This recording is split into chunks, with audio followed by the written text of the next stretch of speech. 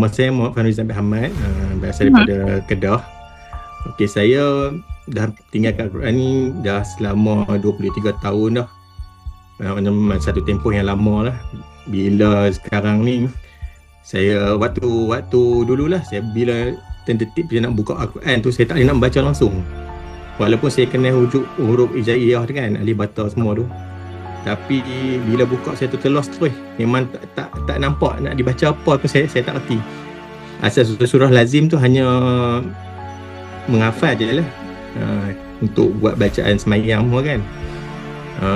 Pada mulanya saya join Haki ni pada bulan 4 tahun lepas. Jadi terinspirasi tu pada satu hari tu saya pergi ziarah pusara mak saya lah. Saya ternampak seorang adik ni dia berstatus kurang payah lah, OKU. Jadi saya tengok dia membaca Al-Quran kat situ, dekat pusara mak dia, tak saya kan.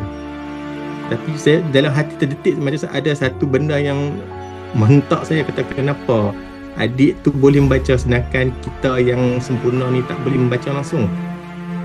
Jadi kat situlah saya cuba mencari. Pada bulan 3 tu saya FYP Ustaz Zakaria terlalu kat saya punya TikTok lah. Jadi saya follow. Dan bulan 4 tu saya mula join kelas lah. Daripada total zero, memang zero sungguh.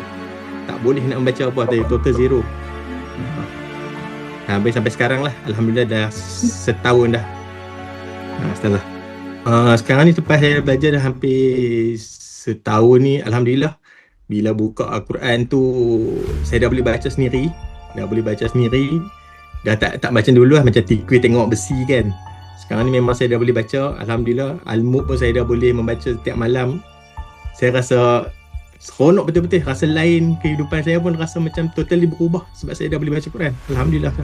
Terima kasihlah kepada Ustaz Zakaria yang bertungkus lumus mencari satu solusi dan kaedah ni kan, untuk pada yang tak boleh membaca Quran ni.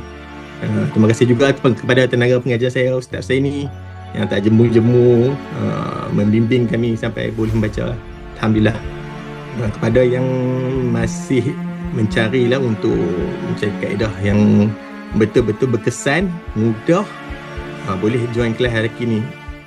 Dia memang dijamin 100% boleh.